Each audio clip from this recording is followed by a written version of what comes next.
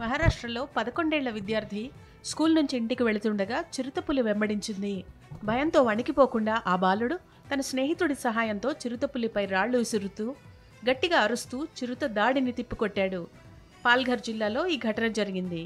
పద్విపాడు ప్రాంతంలో మయాంక్ కువారా తన స్నేహితుడితో కలిసి స్కూల్ నుంచి ఇంటికి తిరిగి వస్తుండగా మయాంక్ పైకి చిరుత దూకింది. అతని వీపుపై ఉన్న స్కూల్ బ్యాగ్ రక్షణ కవచంగా పనిచేసి పెద్ద ప్రమాదం నుంచి అతన్ని కాపాడింది. మయాంక్ అతని స్నేహితుడు భయపడకుండా గట్టిగా అరుస్తూ చేతికి దొరికిన రాళ్లను చిరుతపైకి విసిరారు. పిల్లల అరుపులు విని చుట్టుపక్కల ప్రజలు అప్రమత్తమై పరిగెత్తుకుంటూ వచ్చారు. జనం రావడం చూసిన చిరుత భయపడి తిరిగి అడవిలోకి పారిపోయింది. మయాంక్ చేతికి చిరుత పంజా గాయమైంది. వెంటనే అతడిని రూరల్ ఆసుపత్రికి తరలించగా డాక్టర్ల గాయానికి కుట్లు వేసి చికిత్స చేశారు. ప్రస్తుతం ఆ చిన్నారి గాయం నుంచి కోలుకుంటున్నాడు. మయాంక్ కువారా ఘటనను సీరియస్గా తీసుకున్న అటవీ అధికారులు చిరుతపులులు సంచరించే ప్రాంతాల్లోని స్కూళ్లను సాయంత్రం 4 గంటలకే మూసేయాలని ఆదేశాలు జారీ చేశారు.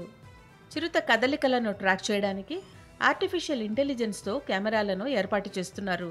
ఇక చిరుతల సంచారం ఉండే గ్రామాల్లో డప్పు కొట్టి చెబుతూ గ్రామస్తులను అప్రమత్తం చేస్తున్నారు.